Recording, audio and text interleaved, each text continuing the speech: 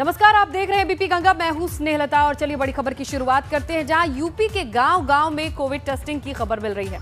CM के आदेश पे अब ये काम हो रहा है। गांव-गांव जाकर कोविड टेस्टिंग ट्रैकिंग का काम किया जाएगा, ये आदेश है और उसी आदेश के अनुसार गांव-गांव जाने की ये पहल बताई जा रही है। अब इस काम में अधिकारी जुटे हैं।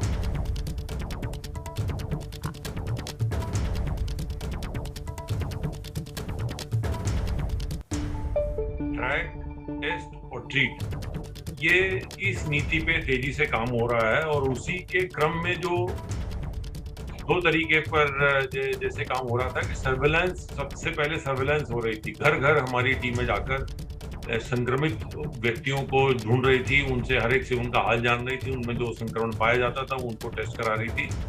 लगभग 16 करोड़ 23 लाख की आबादी तक अब तक हमने कवर किया है पूरे ग्रामीण और नगरीय क्षेत्रों में। उसका रूप अब बढ़ाकर उसको अब हर गांव में जो निगरानी समितियां हैं उनको ये जिम्मेदारी भी दी गई है। इसके साथ साथ वो काम सर्वेलेंस वाला चल रहा है। ये निगरानी समितियां जो हैं ये अब गांव-गांव में जा रही हैं। ये पूरा एक अभियान, महाअभियान पूरे प्रदेश पे चलाया जा रहा है। कोरोना मरीजों को एलोपैथिक दवाओं की किट के बाद अब आयुर्वेदिक औषधि की किट देने की शुरुआत की गई। लखनऊ में इस काम का जिम्मा उठाया है राजकीय आयुर्वेदिक महाविद्यालय ने। यहाँ के डॉक्टर्स, नर्स होम आइसोलेशन वाले मरीजों के घर जाकर उनको आयुर्वेदिक औषधि वाला किट दे रहे हैं। होम आइसोलेशन के मरीजों के अलावा अन्य लोगों के लिए भी बचाव वाली ये औषधियां पहुंचाई जा रही हैं। कोरोना से जंग में अब एलोपैथ के साथ ही आयुर्वेद का भी सहारा लिया जा रहा है। पहले से ही बहुत से लोग आयुर्वेदिक दवाइयों का इस्तेमाल कर रहे हैं और अब इस दिशा में राजकीय आयुर्वेदिक कॉलेज ने भी अपनी भूमिका निभाते हुए लोगों के घरों तक काढ़ा और आयुर्वेदिक इम्यूनिटी बूस्टर्स पहुंचाने की शुरुआत की है। हम इस समय राजकीय आयुर्वेदिक कॉलेज में मौजूद है और आप देख सकते हैं यहाँ पर किस तरह से पूरी टीम बैठी हुई है जो लोगों तक जा रही है। इसमें जो होम आइसोलेशन के लोग हैं उन तक भी ये लोग जा रहे हैं और उनको जो इस बीमारी में उनकी इम्यूनिटी को बूस्ट करे, जिससे वो लड़ सकें इस कोरोना महामारी से, वो काढ़ा, इसके अलावा और औषधियाँ उन तक पहुँचा रहे हैं। आप देख सकते हैं किस तरह से यहाँ पर ये पूरी किट जो है वो बनाई जा रही हैं और ये किट्स जो हैं ये लोगों को दी जा रही हैं घर घर जाकर। उनसे एक फॉर्म भरवाया जा रहा है। हम सीधे चलेंगे यहाँ पर इस समय आयुर्वेदिक कॉलेज के जो प्रिंसिपल हैं और डीन हैं डॉक्टर पीसी सक्सेना जी, उनसे बात करेंगे और जानेंगे क्या खास है इस किट में, क्या क्या चीज़ें लोगों को दी जा रही हैं। सर, जानना चाहेंगे जो किट आप लोग बनवा रहे हैं इसमें क्या क्या शामिल है? किट में आयुष काढ़ा है, भोजिवादी क्वाथ है, सितोपलादी चूर्ण, संशमनीवटी जिसका मेन इंग्रेडिएंट गिलोय है, गिलोय घनवटी के नाम से भी बाज़ार में उपलब्ध है, और आयुष 64 ये हमने किट में रखा है। और हमारी कोशिश है कि जो होम आइसोलेशन के पेशेंट्स हैं, माइल्ड सिम्टम्स वाले हैं या ऐसे लोग जहाँ तक हम लोग नहीं पहुँच पाते हैं स्लम एरियाज़ में, वहाँ भी हमने इन टीम से कहा है कि इस किट को और काढ़े को पहुँचाया जाए। सर, लखनऊ में ही होम आइसोलेशन की संख्या बहुत ज़्यादा है। आज की बात करें तो 30,000 से ऊपर होम आइसोलेशन में मरीज़ हैं। तो इतनी बड़ी संख्या तक ये औषधियाँ आयुर्वेदिक पहुँचाना, कैसे आप लोग इस लक्ष्य को पूरा करेंगे? हमने प्रयास किया है और इसकी इस तरीके की हमने 4-5 टीम गठित की हैं और कोशिश हमारी ये है कि हम ज़्यादा से ज़्यादा लोगों तक पहुँचें, उनको लाभ पहुँचाएं। लेकिन चूँकि नंबर ऑफ़ पेशेंट्स ज़्यादा हैं, महामारी है और इस समय इसका प्रकोप चरम पर है, लेकिन फिर भी महाविद्यालय अपनी तरफ से पूरा प्रयास कर रहा है कि ज़्यादा से ज़्यादा संख्या तक, जल्दी से जल्दी लोगों तक इसको पहुंचाया जाए। कैमरा सहयोगी राजू के साथ शैलेश अरोरा, एबीपी गंगा, लखनऊ। नोएडा में बढ़ती कोरोना मरीजों की संख्या से अस्पतालों में बेड की कमी है, जिसे देखते हुए प्रशासन ने सेक्टर 21 के नोएडा स्टेडियम में 500 बेड का कोविड अस्पताल शुरू किया है। फिलहाल इसमें 50 बेड के साथ इलाज शुरू हो गया है, बाकी काम युद्ध स्तर पर हो रहा है। उत्तर प्रदेश में आज कोरोना कर्फ्यू का 7वां दिन है और लगातार जिला प्रशासन इस कोरोना कर्फ्यू को 100% लागू कराने की कवायद में जुटा हुआ है। इस वक्त हम नोएडा के सेक्टर 8 में मौजूद है, जहां आप देख सकते हैं कि जो क्षेत्रीय पुलिस प्रशासन है वो पूरी तरह से मुस्तैद दिख रहा है। लोगों से अपील कर रहा है कि वो घरों में रहें और इस महामारी से सुरक्षित रहें। आप देख सकते हैं कि यहाँ पर पुलिस के आला अधिकारी भी पेट्रोलिंग करके स्थिति का जायजा ले रहे हैं। आज शुक्रवार है यानी जुमा है और आज जुमे की नमाज भी पढ़ी जानी है, लिहाजा पुलिस प्रशासन पूरी तरह से अलर्ट है और जो धर्मगुरु हैं उनसे भी उन्होंने अपील की है कि इस वैश्विक महामारी को देखते हुए मस्जिदों में सिर्फ 5 लोग ही नमाज अदा करें। हमारे साथ नोएडा के एडिशनल डीसीपी कुमार रणविजय सिंह जी मौजूद हैं। हम उनसे जानने की कोशिश करेंगे कि सर किस तरीके की तैयारी है, किस तरीके की प्लानिंग है इस कोरोना कर्फ्यू को 100% लागू करने के लिए जिले में।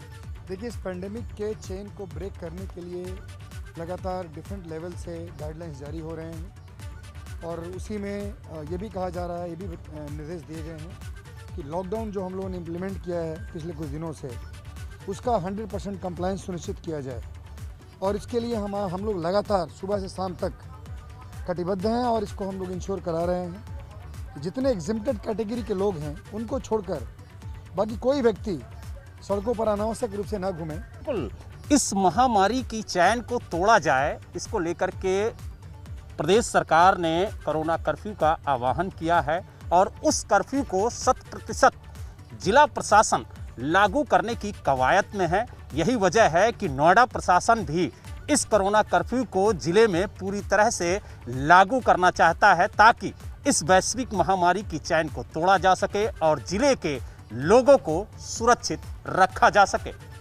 नोएडा से वीडियो जर्नलिस्ट बीरपाल के साथ बलराम पांडे, एबीपी गंगा।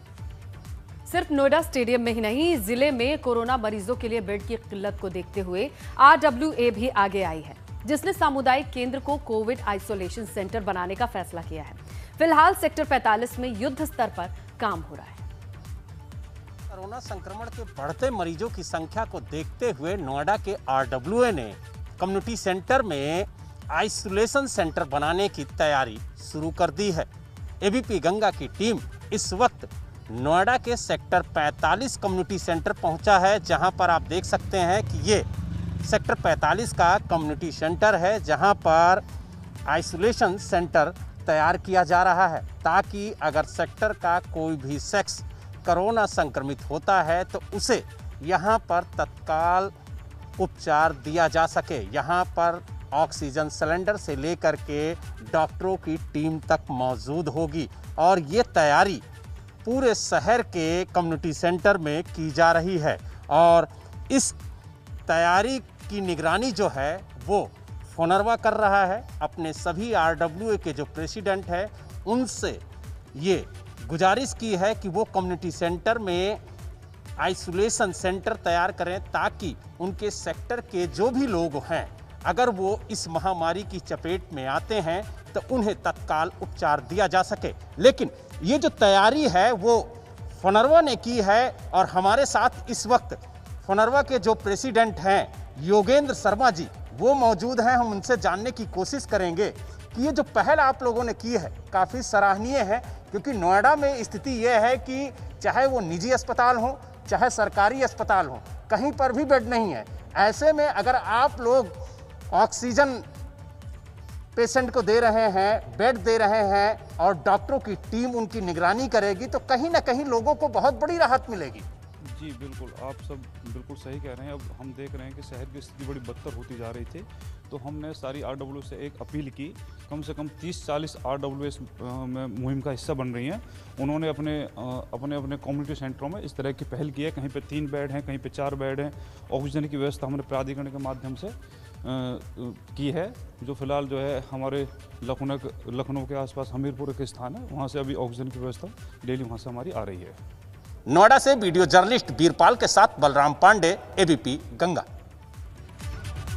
कोरोना को मात देने के लिए वैक्सीनेशन अभियान को तेज किया जा रहा है। वाराणसी में वैक्सीनेशन अभियान को लेकर एबीपी गंगा ने पड़ताल की, जहां शिवपुर के वैक्सीनेशन सेंटर पर हाल तो ठीक ठाक थे, लेकिन BHU केंद्र पर व्यवस्थाएं ठीक नहीं दिखी। शिवपुर अस्पताल के वैक्सीनेशन सेंटर पे हम मौजूद हैं और यहाँ पर ये युवती हैं, इन्होंने वैक्सीन लगवाई है। सबसे पहले नाम जानेंगे आप? हमारा नाम मीरा राय है। आपने वैक्सीन लगवाई है? हाँ जी। कैसे, किस प्रक्रिया के तहत लगवाई, क्या क्या किया? पहले ऑनलाइन रजिस्ट्रेशन किया, क्या क्या किया? ऑनलाइन रजिस्ट्रेशन करा के यहाँ पे डिटेल्स देख के यहाँ पे आके लगाया। ऑनलाइन पूरे गाइडलाइंस पढ़ के कि क्या क्या होता है क्या नहीं। व्यवस्था पूरी तरह से सुचारू मिली या कुछ यहाँ पे परेशानी? हाँ जी, परेशानी नहीं, उपलब्ध है वैक्सीन। हाँ जी। अब देखें यहाँ पर युवाओं को वैक्सीन लगाई जा रही है। इस कतार में जो युवतियाँ हैं वो भी हैं और जो युवा हैं वो भी अंदर वैक्सीन लगवा रहे हैं। कुछ युवाओं से भी बात कर लेते हैं। आप लोग बताइए कि ये जो वैक्सीनेशन की प्रक्रिया है, संतुष्ट हैं आप लोग? युवा इससे संतुष्ट हैं पूरी तरह? बिल्कुल, हम इस वैक्सीनेशन के लिए केंद्र सरकार से माननीय मोदी जी और उत्तर प्रदेश सरकार को बहुत बहुत धन्यवाद देते हैं। तो उन्होंने जो पहले प्रक्रिया थी से उनको अस्पताल में आना पड़ता था, अस्पताल में काफ़ी भीड़ होती थी, उनको यहाँ रजिस्ट्रेशन करना पड़ता था। अब उन्होंने सेल्फ रजिस्ट्रेशन की सुविधा दी है। वो घर बच्चे अपने रजिस्ट्रेशन सेल्फ करते हैं, उसके बाद वहाँ स्लॉट बुक करते हैं और जिस पीएचसी में उनके बगल के पीएचसी उनके पास नज़दीकी स्वास्थ्य केंद्र का चयन करते हैं। उसके बाद जो उनकी 2-2 घंटे का स्लॉट होता है, 2 घंटे के स्लॉट के हिसाब से उसका वो चयन करते हैं, जिसमें वो सुविधा हो। 9 बजे से लेके स्लॉट शुरू होते हैं, 9 से 11, 11 से 1, 1 से 4 और 3 से 5 ऐसे करके स्लॉट चलते रहते हैं। उसमें जब भी हमको सुविधा होती है हम आके यहाँ वैक्सीनेशन का कार्य करते हैं। जो वैक्सीन लगाने वाले यहाँ पे लोग हैं उनसे भी बातचीत करेंगे कि उनका ये अलग अनुभव कैसा है। आप 18+ वालों को वैक्सीन लगा रहे हैं, तो ये अनुभव कैसा है? युवाओं को वैक्सीन लगाना, युवा यहाँ आ रहे हैं, वैक्सीन की उपलब्धता है पूरी तरह? हाँ, पूरी तरह से वैक्सीन की उपलब्धता है और जितने भी युवा आ रहे हैं स्लॉट की बुकिंग ले रहे हैं ऑनलाइन। यहाँ का UCSC शिवपुर की बुकिंग ले रहे हैं, उसके बाद आ रहे हैं, सोशल डिस्टेंसिंग मेंटेन कर रहे हैं, उसके बाद हम लोग यहाँ पे वेरीफाई कर रहे हैं, उसके बाद उनको वैक्सीनेट करके छोड़ दें। नीतीश कुमार पांडे, ABP गंगा, वाराणसी। तो काशी के हाल आपने देखे कि किस तरीके से वैक्सीनेशन को लेकर युवाओं में जोश है, इंतजार भी करना पड़ रहा है। प्रयागराज की अगर आप बात करेंगे तो 18 साल से ऊपर वाले लोगों के लिए बड़ी संख्या में वैक्सीनेशन के लिए रजिस्ट्रेशन करवाया गया था। रजिस्ट्रेशन के पहले दिन 28 अप्रैल को कुछ ही घंटों में 43,000 से ज्यादा लोगों ने खुद को रजिस्टर कराया था। जिन लोगों ने पहले दिन रजिस्ट्रेशन कराया था अभी उनकी बारी नहीं आ सकी है। ऐसे में इंतजार इस बात का है कि वैक्सीनेशन काम कब तक पूरा हो पाएगा, मगर ये तभी मुमकिन है जब ज्यादा से ज्यादा लोगों को वैक्सीनेशन के लिए बुलाया जाएगा। उत्तर प्रदेश के उन जिलों में शामिल है जहां 18 साल से ज्यादा की उम्र के लोगों का कोविड वैक्सीनेशन किया जा रहा है। वैक्सीनेशन को लेकर यहां के लोगों में खासा उत्साह है। अगर हम वैक्सीन की उपलब्धता की बात करें तो प्रयागराज में फिलहाल इसकी कोई कमी नहीं है। आज की तारीख में भी यहां 12 से 13 दिनों की डोज मौजूद है, स्टोर में है। प्रयागराज में आज मेडिकल यानी स्वास्थ्य विभाग के पास 31,270 डोज मौजूद है। यहां हर रोज लगभग 3,000 लोगों को टीकाकरण के लिए बुलाया जाता है, जिसमें से लगभग 2400 से लेकर 2600 लोग टीकाकरण केंद्रों तक पहुंचते हैं। 8 केंद्र यहां पर बनाए गए हैं, इनमें से 6 शहरी इलाके के हैं जबकि 2 ग्रामीण इलाकों के हैं। यानी जिन लोगों को टीकाकरण के लिए बुलाया जाता है उसमें से 80 से 85% लोग और किसी किसी दिन 90% के करीब लोग तक टीकाकरण कराने के लिए पहुंचते हैं। तो जो अभी 31,270 डोज मौजूद है उसके आधार पर कहा जा सकता है कि 12 से 13 दिनों तक अगर इतनी संख्या में लोगों को बुलाया जाता है तो कोई दिक्कत नहीं होगी। वैसे जो वैक्सीनेशन के नोडल अधिकारी डॉक्टर RS ठाकुर हैं, उनका कहना है कि हर हफ्ते उन्हें वैक्सीन की नई डोज मिलती है। अगले हफ्ते भी नई वैक्सीन की नई डोज आने की उम्मीद है। तब ये संख्या और ज़्यादा बढ़ जाएगी और जब संख्या बढ़ जाएगी सरकार की तरफ से दिशा निर्देश आएंगे तो इससे भी ज़्यादा लोगों को टीकाकरण कराने के लिए बुलाया जाएगा। कैमरामैन अनुराग द्विवेदी के साथ मोहम्मद मोइन, ABP गंगा, प्रयागराज। यूपी में 18+ वैक्सीनेशन अभियान से जुड़ी बड़ी खबर यह है कि 10 मई से 11 और जिलों को इस अभियान में जोड़ा जाएगा। नगर निगम वाले 11 ऐसे जिले होंगे जो वैक्सीनेशन के इस अभियान में जुड़ेंगे और अभी तक सिर्फ 7 जिलों से ही इस अभियान की शुरुआत हो पाई थी जहां पर 18+ वैक्सीनेट किए जा रहे थे। अब तक सिर्फ 10,000 से ज्यादा एक्टिव केस वाले 7 जिलों में ये वैक्सीनेशन हो रहा था, लेकिन अब इसमें बढ़ोतरी की गई है 11 और जिलों की जहां पर आदेश हैं।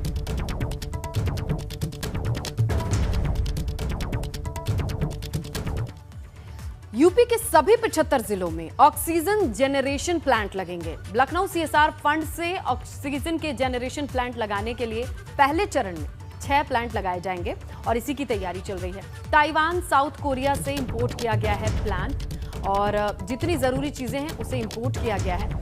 चीनी मिलों में भी ऑक्सीजन जनरेशन को लेकर तैयारी चल रही है।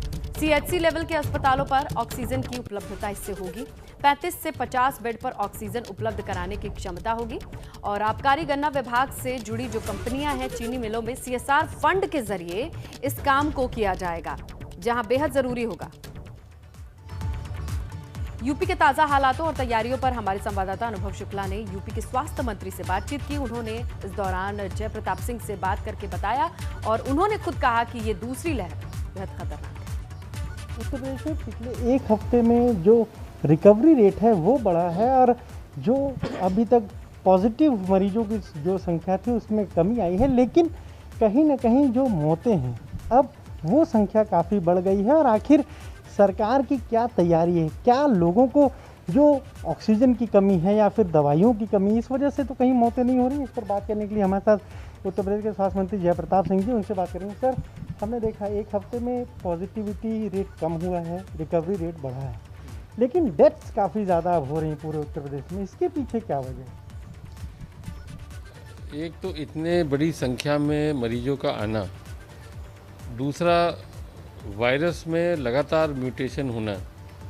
जिस तरह से केसेस हमारे पास आ रहे हैं, यहाँ तक आ रहे हैं कि व्यक्ति अपना नेगेटिव टेस्टिंग करा रहा है, चाहे वो एंटीजन हो चाहे वो RT-PCR टोटली नेगेटिव आ रहा है। उसके बाद में 10 दिन के बाद में संक्रमण होता है, जब तक अस्पताल पहुंचता है जब तक काफ़ी देर हो जाता है, ऑक्सीजन की कहीं कमी हो जाती है या घर पर कोशिश करता है। तो इस तरह के केसेस अब बदल बदल के आ रहे हैं। यहाँ तक हम आपको बता सकते हैं कि जो महीना भर कोरोना पहले हुआ था उसके बाद में वो संक्रमण होकर दिखा रहा है, उसके बाद भी उसका रिपोर्ट नेगेटिव आ रहा है। तो जिस तरह से ये वायरस बदलते जा रहा है, इसका रूप, इसमें और एक परेशानी हो रही है इनकी ट्रीटमेंट करने के लिए। हमारा एक स्टैंडर्ड ट्रीटमेंट है और उस ट्रीटमेंट के आधार पर हम उनको 5 दिन का दवाई, 7 दिन का दवाई और आवश्यकता अनुसार वो जो दवाइयाँ इंजेक्शन रिकमेंड हुए वो इंजेक्शन भी हम लोग प्रोवाइड करते हैं, उसमें कहीं कोई दिक्कत नहीं है। तो पूरा मरीज को स्वस्थ करने के लिए प्रारंभ से लेके वेंटिलेटर तक जब तक पहुंचता है उसका पूरी दवाई और पूरा उपचार उसका हम लोग प्रयास करते करने के लिए, फिर भी उसका देहांत हो जाता है। तो एक एक चीज़ पर हम इसका डेथ ऑडिट भी करते हैं। एक एक जो मृत्यु होता है उसका मुख्यमंत्री के आदेश पर हम डेथ ऑडिट करते हैं। कैमरा से प्रमोद के साथ अनुभव शुक्ला, AP गंगा, लखनऊ। वाराणसी में सुपर स्पेशलिटी सेंटर में भर्ती कोरोना मरीज भी नाखुश हैं। हालांकि अब के गुप्ता के कार्यभार संभालने के बाद तस्वीर कितने बदलेगी, ये देखने वाली बात है। इस वक्त हम BHU के सुपर स्पेशलिटी सेंटर के बाहर मौजूद हैं और अब देखिए यही वो सुपर स्पेशलिटी सेंटर है जहां पर कोविड मरीजों को एडमिट किया गया है। आपको बता दें कि आज भी तमाम दावों के बावजूद आज भी BHU में व्यवस्थाएं सुचारू नहीं हो पाई हैं। आए दिन यहाँ पर चिकित्सा संबंधी समस्याओं की भरमार होती है और BHU के MS ने अपनी जिम्मेदारियों को निभाते हुए और बात करें तो कमियों को देखते हुए इस्तीफ़ा दे दिया और अब BHU में नए जो MS हैं वो अपना कार्यभार देख रहे हैं। लेकिन नए MS के सामने बड़ी चुनौतियां हैं। बड़ी चुनौतियां ये कि जो मरीज आ रहे हैं उनका पूर्ण रूप से इलाज हो, उनकी समस्याओं का निदान हो। आपको बताएं कि पिछले कोरोना काल में BHU के किसी सुपर स्पेशलिटी सेंटर की खिड़की से एक व्यक्ति ने कूदकर आत्महत्या की। उसके बाद इसी बिल्डिंग से एक व्यक्ति की लाश मिली और इस बार भी यहाँ कमियाँ दिखाई दे रही हैं। कमियाँ ये हैं कि कई जगहों पर चिकित्सक जो हैं वो अपनी जिम्मेदारियों को पूर्ण रूप से नहीं निभा पा रहे हैं, कई मरीजों को बेड नहीं मिल पा रहे हैं और इसके साथ ही चिकित्सा संबंधी तमाम तरह की समस्याओं से लोगों को जूझना पड़ रहा है। तो नए MS के सामने ये बड़ी चुनौतियां हैं। अब ये देखना होगा कि नए MS क्या उन चुनौतियों को स्वीकार करते हैं, उन चुनौतियों से पूरी तरह से कहें कि अपने आप को दो चार करते हैं या वो भी पुरातन MS की तरह हथियार डालकर इस्तीफा देकर वापस हो जाते हैं। नीतीश कुमार पांडे, ABP गंगा, वाराणसी। ये कोरोना न सिर्फ जिंदगी तबाह कर रहा है बल्कि यह आर्थिक संकट का कारण भी बन चुका है। वाराणसी में कोरोना काल के चलते न विदेशी पर्यटक आ रहे हैं न ही देसी पर्यटक पहुंच रहे हैं, जिससे यहाँ के नाविकों के सामने रोजी रोटी का संकट मंडरा रहा है। काशी आएं और नौका विहार न करें तो शायद बात अधूरी सी लगती है, लेकिन इन दिनों काशी की नौकाएं शांत हैं। आप देखिए, इस वक्त हम 80 घाट पर मौजूद हैं और ये नौका देखिए, ये नौका कभी गंगा में अठेलियाँ करती थी, लेकिन आज ये किनारे पर शांत पड़ी हैं और इसको चलाने वाले नाविक आज जैसे तैसे अपनी गुजर बसर कर रहे हैं। कारण ये है कि कोरोना के कारण जो भी पर्यटक आते थे, विदेशी पर्यटक आते थे, वो अब काशी नहीं आ रहे हैं और ये नौकाएं जो कभी गंगा में लोगों को घाटों के अद्भुत दृश्य का अवलोकन कराती थी, वो आज गंगा के किनारे पर शांत खड़ी हैं। नाविकों के सामने आजीविका का कहीं न कहीं संकट पैदा होता जा रहा है और वो जैसे तैसे अपना खर्च चलाने पर मजबूर हैं। उम्मीद है कि इन नाविकों के लिए कोई योजना बनेगी और सरकार इनकी भी मदद करेगी। नीतीश कुमार पांडे, एबीपी गंगा, वाराणसी। बागपत से बड़ी खबर मिल रही है। बागपत में कार में दम घुटने से 4 मासूमों की दर्दनाक मौत हुई है। 5वें बच्चे की भी हालत गंभीर बनी हुई है, इसे अस्पताल में भर्ती कराया गया है। गांव में घेर कर खड़ी कार के अंदर खिड़की बंद कर रहे थे ये 5 बच्चे। बागपत के चांदीनगर थाना क्षेत्र के सिगौली तगा गांव का ये मामला बताया जा रहा है।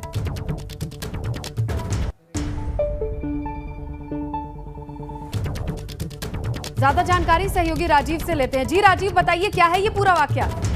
देखिए, चांदीनगर क्षेत्र का ये गांव है सिंगौली तगा। यहाँ पर दोपहर के समय एक जो घेर होता है, वहाँ पर 5 बच्चे, छोटे मासूम बच्चे खेल रहे थे। तो 5 बच्चे गाड़ी में बैठ गए और अंदर से खिड़की को लॉक कर लिया। उसके बाद इन बच्चों से गाड़ी खिड़की नहीं खुली, जिसके बाद दम घुटने से इन बच्चों की मौत हो गई। एक बच्चा जो है वो बचा हुआ है, उसे अस्पताल में भर्ती कराया गया है। इसी दौरान जब घर से कोई सदस्य घेर में पहुंचा और उसने कार के अंदर झांक कर देखा तो 4 बच्चों की मौत हो चुकी थी और 5वां जो है बेहोशी की हालत में था। उसने आनंद फानन में कार की खिड़की खोलकर 5 बच्चों को निकाला और उसे एक के बच्चे को अस्पताल में भर्ती कराया। देखते ही देखते वहां पर कोहराम मच गया और काफी लोग इकट्ठा हो गए। इस हादसे की सूचना पुलिस को दी गई है। अभी तक यही बताया जा रहा है कि इन बच्चों की दम घुटने से मौत हुई है। परिवार वालों का क्या रिएक्शन रहेगा, अभी पुलिस मौके पर पहुंची है, उसके बाद ही पता चलेगा। बहरहाल परिवार में परिवार से 4 बच्चे गए हैं, उस परिवार में कोहराम मचा हुआ है। जी बिल्कुल राजीव, दर्दनाक हादसा है। घर की स्थिति, तमाम परिजन सदमे में हैं।